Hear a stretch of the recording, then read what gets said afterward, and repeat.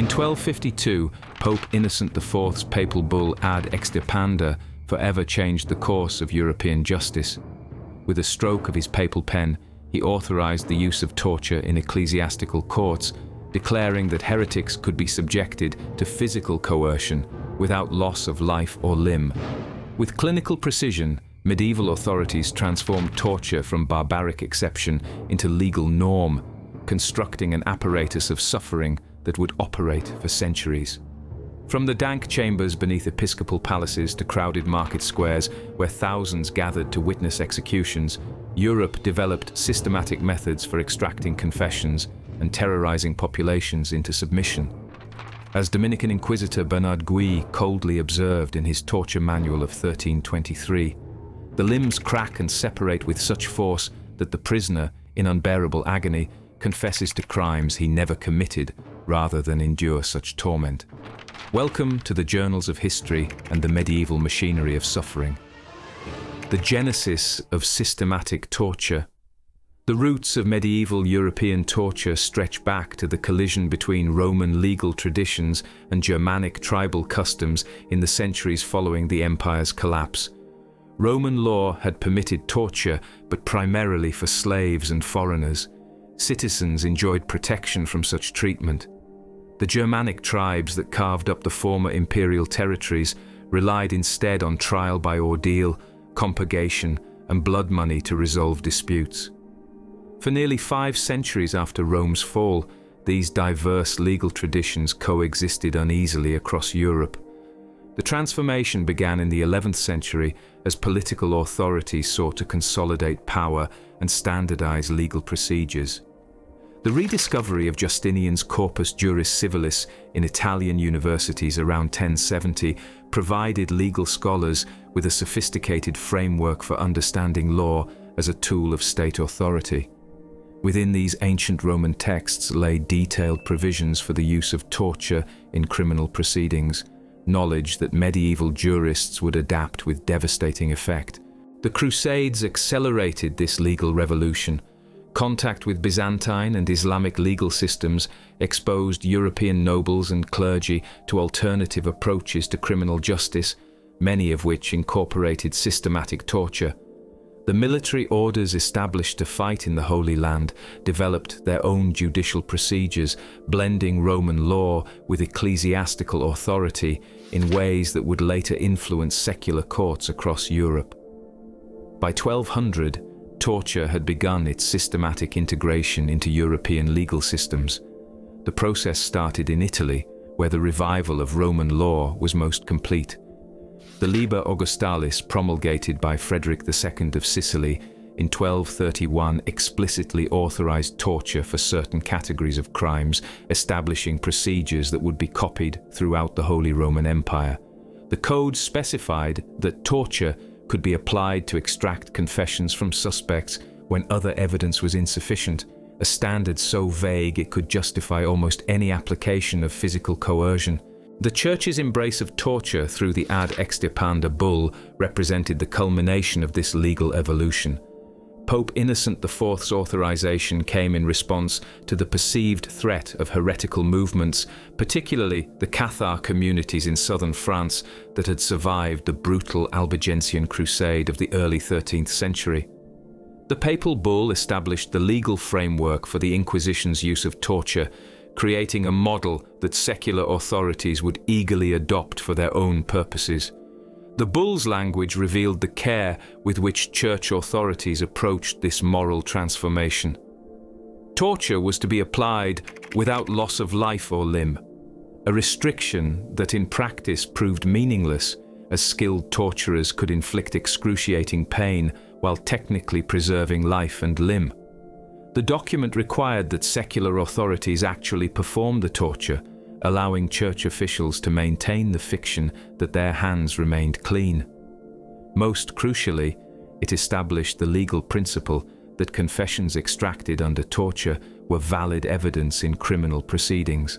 Within decades of the bull's promulgation, torture chambers had been established in episcopal palaces across Europe. The Archbishop of Cologne's palace contained a sophisticated torture facility by 1260, complete with specially designed instruments and trained personnel. Similar installations appeared in Toulouse, where the Inquisition pursued the remnants of Cathar communities with particular ferocity. By 1300, virtually every major ecclesiastical center in Europe had developed the infrastructure necessary to conduct systematic torture. The techniques employed in these early torture chambers drew heavily from Roman precedents, but medieval practitioners added their own refinements. The quaestio, or judicial torture of Roman law, had been relatively straightforward, primarily involving the rack and various forms of beating. Medieval torturers developed far more sophisticated methods, creating devices that could inflict precise gradations of pain while keeping victims conscious and capable of speech. The Arsenal of Agony. The medieval torture chamber represented the convergence of craftsmanship and cruelty, where skilled artisans applied their talents to the construction of devices designed solely to inflict suffering. These instruments evolved over centuries, each generation of torturers refining techniques and developing new methods to overcome human resistance to pain. The result was an arsenal of devices that could systematically break down both body and will. The rack stood as perhaps the most infamous instrument of medieval torture. First documented in ecclesiastical courts of the 13th century, the device consisted of a rectangular wooden frame with a roller at each end. Ropes connected to the rollers were tied around the victim's wrists and ankles. As torturers turned the rollers, the victim's body was slowly stretched until joints separated and ligaments tore. The Dominican friar Bernard Gui, writing in his Practica Inquisitionis Hereticae Pravitatis around 1320, described the rack's effectiveness in extracting confessions from suspected heretics. The limbs crack and separate with such force that the prisoner, in unbearable agony, confesses to crimes he never committed rather than endure such torment. Contemporary accounts reveal the precise gradations of suffering the rack could inflict. Court records from Carcassonne in 1329 document the torture of Pierre Maury, a suspected Cathar sympathizer. The proceedings began with the victim being shown the instrument, a psychological technique designed to break resistance before physical torture commenced. When Maury refused to confess, he was stripped and bound to the rack. The initial stretching produced cracking sounds from his shoulders, according to the official transcript. As the torture intensified, witnesses recorded that his cries could be heard throughout the palace, and his limbs extended to such length that his body appeared twice its natural size. The strappado offered torturers a different approach to inflicting systematic pain. This technique involved binding the victim's hands behind their back and suspending them by a rope attached to their wrists. The victim's own body weight would gradually dislocate their shoulders, creating excruciating pain while leaving no permanent marks. French court records from the 14th century describe refinements to this basic technique, including the addition of weights to the victim's feet to increase the strain on shoulder joints. In the papal palace at Avignon, Inquisition records from 1335 detail the torture of a suspected heretic from Pamiers. The strappado session lasted 4 hours, with the victim being raised and lowered repeatedly to maximize suffering while preventing unconsciousness. The official transcript notes that the prisoner's shoulders made audible popping sounds with each elevation, and by the session's end, both arms hung useless at his sides. Despite the agony, Fournier maintained his innocence, a testament to human endurance that frustrated his torturers and led to even more severe treatment. Fire-based tortures represented perhaps the most psychologically devastating category of medieval techniques. The application of controlled burning to extract confessions required particular skill, as torturers needed to inflict maximum pain while keeping victims conscious and capable of speech. The most common technique involved slowly roasting the soles of victims' feet over braziers filled with burning coals. Contemporary accounts describe the sickening smell of burning flesh that would fill torture chambers, along with the victims' screams that could be heard throughout surrounding buildings. The Inquisition Tribunal at Toulouse maintained detailed records of fire torture sessions throughout the 14th century. One particularly harrowing account from 1353 describes the treatment of Bernard Clergue, accused of harboring heretical beliefs. The proceedings began at dawn with Clergue being strapped to a specially constructed chair that held his feet over burning coals. The heat was gradually increased over several hours, with scribes recording his responses to questions between his screams. By midday, court records note that the flesh had begun to separate from the bone, and the smell had become so overwhelming that several witnesses fled the chamber. The innovation of medieval torturers extended to devices designed to crush rather than stretch or burn. The thumbscrew, first documented in German courts during the 13th century, consisted of metal plates that could be slowly tightened around victims' thumbs or fingers. The gradual compression would crack bones and tear flesh while creating pain so intense that few victims could maintain silence. Similar principles were applied on a larger scale with devices designed to crush feet, hands, or heads. Boot torture, particularly popular in Scotland and northern England, involved encasing victims' legs in iron or wooden boots that could be slowly tightened with wedges. Each blow of the hammer driving the wedges deeper would crush bones and soft tissue, creating waves of agony that often caused victims to lose consciousness. Court records from Edinburgh in 1397 describe a torture session where the prisoner's leg bones were so completely shattered that fragments fell from his boots when they were removed. Water torture techniques demonstrated the sophistication of medieval practitioners in manipulating basic physiological processes to create unbearable suffering. The most common method involved forcing victims to consume massive quantities of water, causing their stomachs to distend painfully. French court records from the 15th century describe sessions where victims were forced to drink up to 8 gallons of water, causing internal organs to compress and creating sensations of drowning while remaining fully conscious. The refinement of these techniques reflected the systematic nature of medieval torture. Professional torturers developed detailed knowledge of human anatomy, understanding exactly how much pressure specific joints could withstand before permanent damage occurred. They studied the psychological effects of different techniques, learning which methods were most likely to break particular types of prisoners.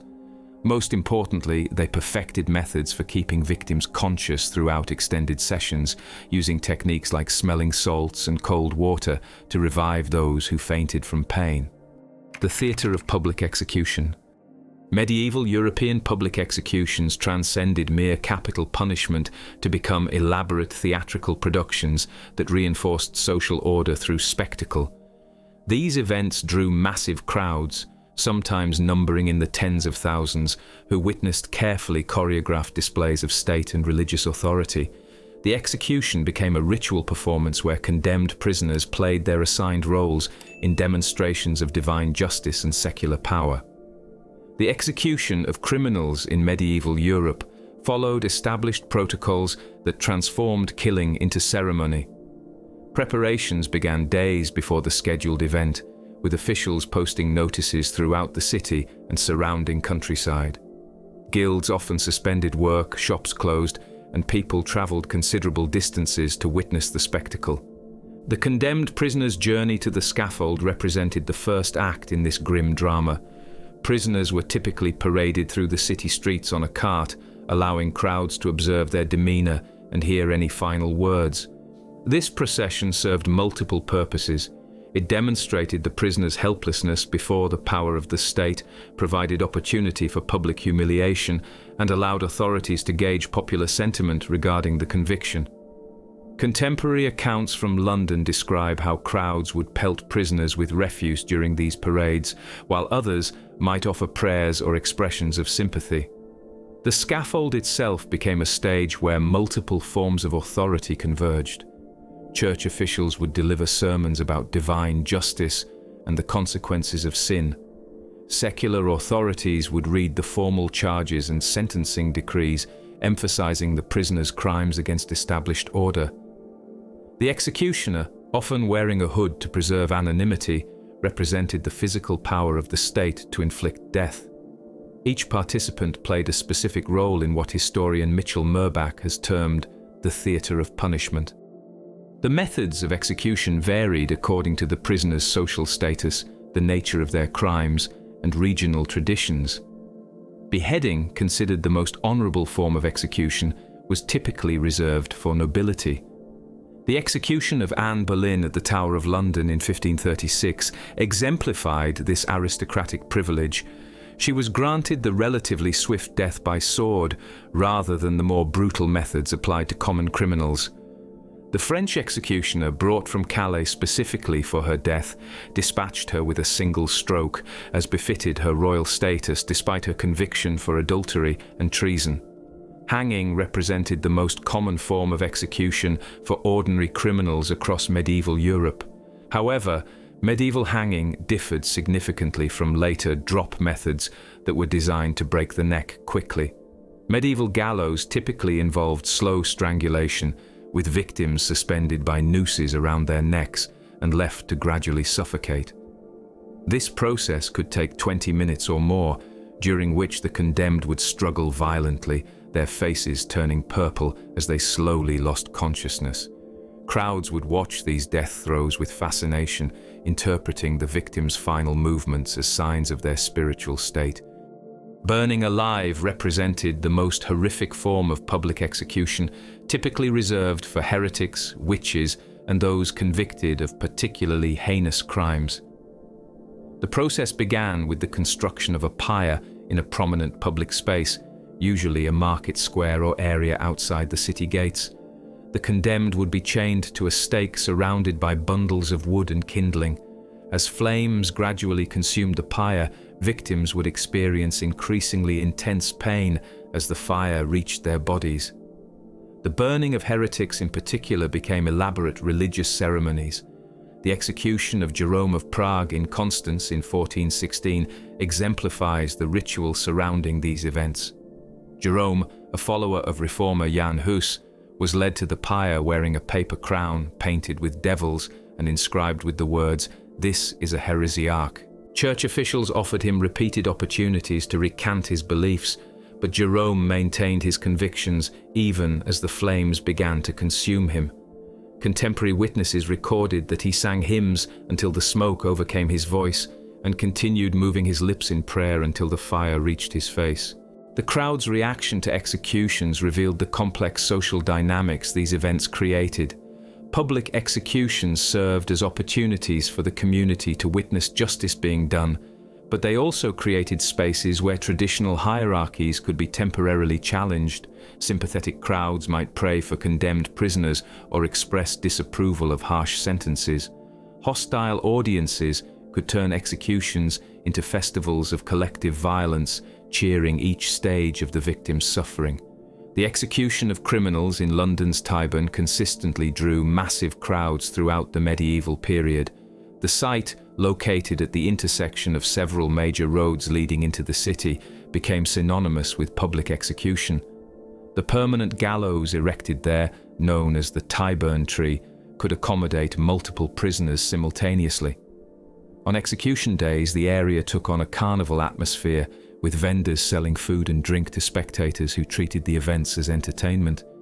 Contemporary accounts reveal the theatrical nature of these proceedings. Condemned prisoners were expected to deliver speeches acknowledging their crimes and warning spectators against following their path to destruction. Those who performed their roles convincingly might win sympathy from crowds and more merciful treatment from executioners. Prisoners who maintained their innocence or showed defiance often faced more brutal handling and hostile reception from spectators. The bodies of executed criminals became props in the continuing performance of state power. Corpses were often left hanging from gibbets for weeks or months as warnings to others. The rotting remains served as visceral reminders of the consequences of challenging authority. In cases of treason or particularly serious crimes, bodies might be dismembered and displayed in different locations throughout a kingdom. The quartered remains of traitors were commonly displayed on London Bridge, where thousands of daily travellers would observe the consequences of defying royal authority. The Inquisition's systematic machinery. The Inquisition's torture facilities represented a new level of sophistication in the application of violence.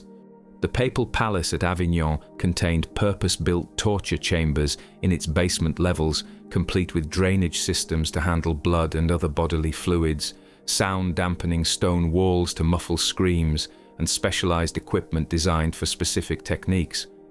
These facilities were staffed by trained personnel who understood both the technical aspects of torture and the legal requirements for documenting confessions. Contemporary records from the Languedoc Inquisition reveal the bureaucratic precision with which these institutions approached their grim work.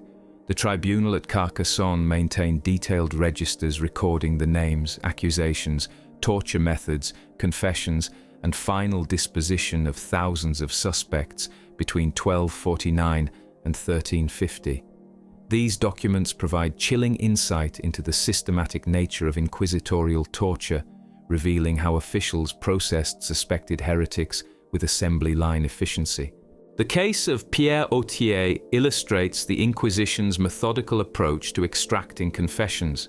Autier, a former Catholic priest who had converted to Catharism, was arrested in 1309 and subjected to interrogation at the tribunal in Toulouse. Initial questioning failed to produce a confession, so inquisitors ordered his torture to loosen his tongue and illuminate the darkness of his heretical depravity. The official transcript records that Autier was subjected to the strappado for 6 hours over 3 separate sessions, with breaks calculated to maximize psychological pressure while allowing his dislocated shoulders to become more painful through swelling and inflammation. Between torture sessions, inquisitors would return Autier to a specially designed cell that prevented sleep and increased his psychological distress.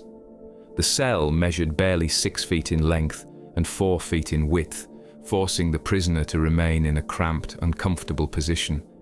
A small window near the ceiling provided the only light, creating a disorienting environment where prisoners quickly lost track of time. Guards were instructed to wake prisoners every few hours, preventing the restorative sleep that might enable continued resistance to interrogation. The Inquisition's interrogation techniques extended beyond physical torture to include sophisticated psychological manipulation. Inquisitors would present fabricated evidence of confessions from family members or friends, claiming that resistance was futile since others had already revealed the prisoner's crimes. They would promise lenient treatment in exchange for cooperation, then ignore these promises once confessions were obtained. Most devastatingly, they would force prisoners to witness the torture of loved ones, breaking down emotional resistance through vicarious suffering. The treatment of Béatrice de Planissoles demonstrates these psychological techniques at their most refined. Béatrice, the widow of a nobleman from Montaillou, was arrested in 1320 on suspicion of harboring Cathar sympathies. Rather than immediately subjecting her to physical torture, inquisitors began by arresting her daughters and subjecting them to interrogation in cells adjacent to her own. The official records note that Béatrice could hear her children's screams during torture sessions, and that this psychological pressure proved more effective than physical coercion in breaking her will to resist. The investigation of Montaillou between 1318 and 1325 exemplifies this systematic approach to rooting out heresy. Inquisitor Jacques Fournier, who would later become Pope Benedict XII, ordered the arrest and interrogation of virtually the entire population of this small Pyrenean village. Men, women, and even children were subjected to questioning under torture, with each confession used to implicate additional suspects in an ever-widening web of accusations. The records of the Montaillou investigation, preserved in Vatican archives, reveal the devastating impact of systematic torture on rural communities. Families were torn apart as parents informed on children, and spouses betrayed each other under extreme duress. The social fabric of the village disintegrated as trust disappeared and fear governed all interactions. By the investigation's end, most of the adult population had been imprisoned, tortured, or executed, leaving Montaillou a virtual ghost town. The Inquisition's torture techniques evolved throughout the 14th and 15th centuries as inquisitors encountered different forms of resistance and developed new methods for overcoming them. The rise of witchcraft accusations in the late medieval period led to the development of specialized techniques for extracting confessions of supernatural crimes. The Malleus Maleficarum, published in 1487, provided detailed instructions for torturing suspected witches, including methods designed to identify supposed supernatural abilities and force confessions of impossible crimes. The manual specified that suspected witches should be completely shaved to remove any hidden charms, then subjected to intensive questioning about their alleged supernatural activities. If initial interrogation failed to produce confessions, the manual authorized the use of increasingly severe torture techniques. The document's authors, Heinrich Kramer and Jakob Sprenger, claimed that witches possessed supernatural resistance to pain that required particularly intense torture to overcome, a belief that justified virtually unlimited brutality in pursuit of confessions. The secular court's embrace of torture. While the Inquisition pioneered systematic torture in medieval Europe, secular authorities quickly recognized its utility and developed their own institutional frameworks for applying physical coercion in criminal proceedings. By 1300, torture had become standard practice in royal courts across France, England, the Holy Roman Empire, and the Italian city-states. Kings and nobles found that the threat of torture could extract confessions, intimidate potential rebels, and demonstrate royal power more effectively than traditional judicial procedures. The French royal court under Philip IV the Fair represents one of the earliest and most systematic adoptions of torture by secular authorities. Philip's conflict with Pope Boniface VIII in the early 1300s led to the arrest and torture of several high-ranking church officials, establishing precedents that would govern French judicial practice for centuries. The case of Bishop Bernard Gui of Pamiers illustrates how secular authorities adapted inquisitorial techniques for their own purposes. Gui, arrested in 1301 on charges of treason and blasphemy, was subjected to interrogation at the Louvre Palace under conditions that mirrored ecclesiastical torture procedures. Royal officials had constructed specialized facilities in the palace's lower levels, complete with the same instruments and trained personnel employed by church inquisitors. The bishop's torture sessions, lasting several days, were meticulously documented by royal scribes who recorded every question, response, and physical technique employed. The English adoption of torture followed a more gradual pattern, initially limited to cases involving threats to royal security. The Plantagenet kings of the 13th and 14th centuries employed torture primarily against suspected traitors and rebels, particularly during periods of civil unrest. The reign of Edward I saw the systematic torture of captured Scottish nobles following the English conquest attempts, with procedures that closely mirrored continental practices while adapting to English legal traditions. The Tower of London became the primary location for royal torture in England, its underground chambers equipped with instruments imported from continental Europe, along with locally manufactured devices. The city of Nuremberg exemplified this German approach to institutionalized torture. The city's governing council established a permanent torture facility in 1320, complete with trained executioners who also served as professional torturers. The Holy Roman Emperor Charles IV's Golden Bull of 1356 provided legal framework for the widespread use of torture throughout the empire. The document established standardized procedures for criminal prosecution that explicitly authorized torture in cases involving serious crimes. Local rulers seized upon these provisions to justify increasingly brutal interrogation techniques, leading to an arms race of cruelty as different territories sought to demonstrate their commitment to maintaining order. Italian city-states developed their own distinctive approaches to judicial torture, influenced by the revival of Roman law and the region's tradition of political violence. Venice established one of the most sophisticated torture systems in medieval Europe, with specialized facilities located in the basement levels of the Doge's palace. Venetian officials developed particular expertise in water torture techniques, taking advantage of their maritime location to create methods involving controlled drowning and saltwater applications. Florence developed its own approach to systematic torture under the Medici regime, with facilities that served both judicial and political purposes. The city's torture chambers, located beneath the Palazzo Vecchio, were used not only to extract confessions from common criminals, but also to intimidate political opponents and extract intelligence about potential threats to Medici rule. Contemporary accounts describe how suspected conspirators against the Medici were subjected to increasingly sophisticated psychological and physical torture designed to identify other potential enemies. The secular adoption of torture created competitive pressures that drove continuous innovation in torture techniques and devices. Different jurisdictions sought to develop more effective methods for extracting confessions and intimidating potential criminals. This competition led to rapid improvements in torture technology, with metalworkers and craftsmen applying their skills to create ever more sophisticated instruments of pain. The development of the wheel as an execution and torture device exemplifies this innovative spirit. First documented in German territories during the 14th century, the wheel involved tying victims to large wooden wheels and then systematically breaking their bones with iron bars. The process began with the victim's limbs and progressed toward vital organs, creating a prolonged and agonizing death that could last for hours.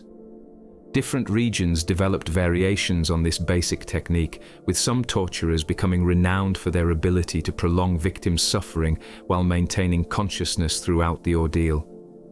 The widespread adoption of torture by secular authorities created institutional momentum that proved difficult to reverse.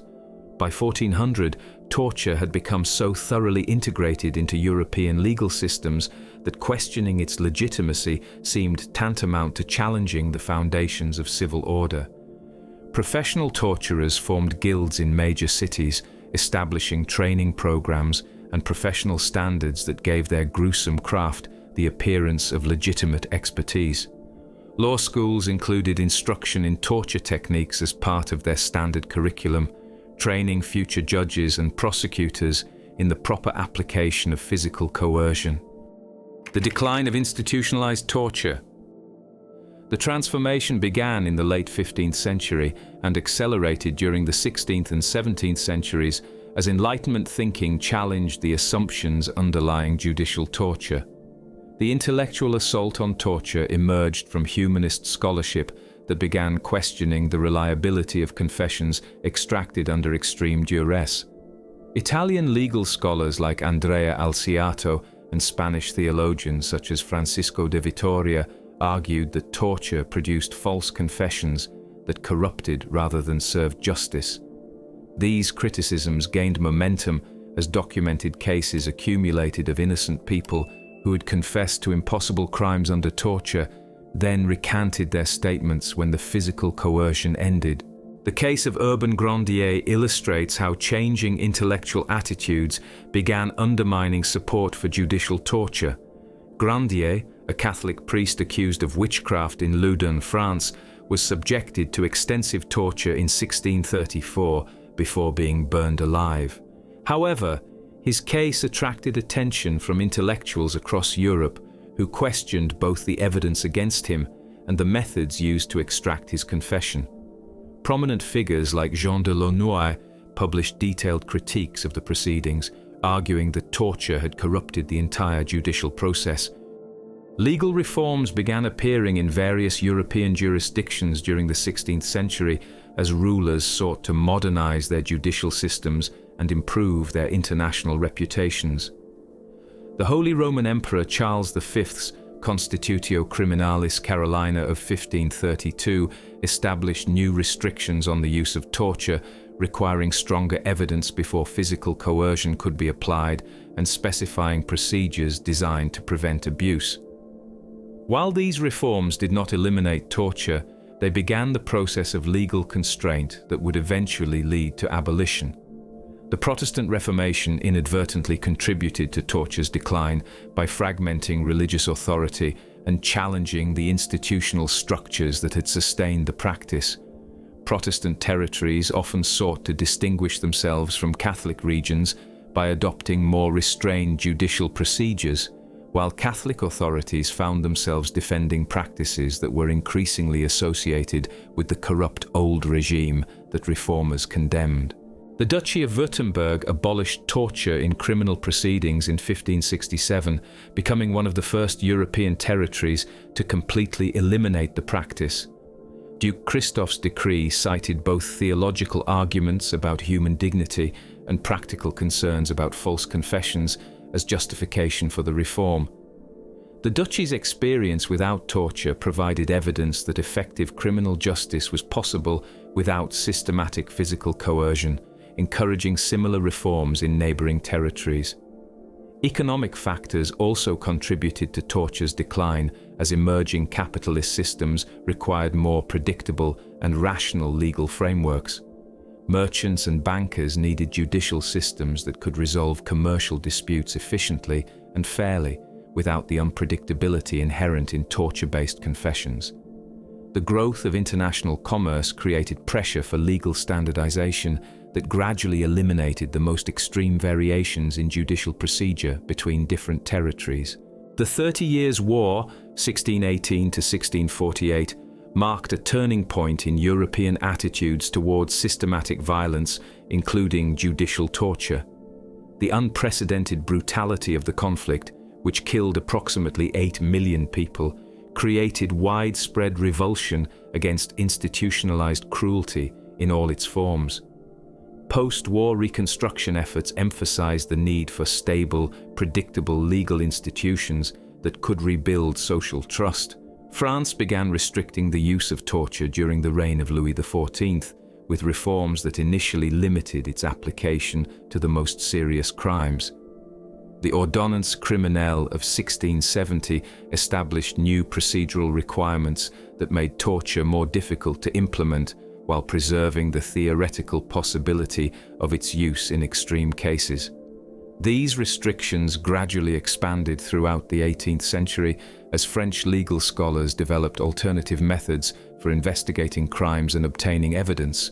The emergence of professional police forces in the 17th and 18th centuries provided authorities with new tools for criminal investigation that made torture less necessary for obtaining confessions and maintaining order. These early police organizations developed techniques for gathering physical evidence, conducting witness interviews, and maintaining surveillance that proved more effective than torture at solving crimes and preventing disorder. The scientific revolution of the 17th century contributed to torture's decline by promoting empirical methods of investigation that were incompatible with confession-based justice. Natural philosophers like Francis Bacon argued that reliable knowledge required systematic observation and testing rather than forced admissions extracted through physical coercion. These methodological principles gradually influenced legal thinking, encouraging judges to seek objective evidence rather than rely on torture-extracted confessions. Religious changes also undermined support for torture, as Christian theology evolved toward greater emphasis on human dignity and divine mercy.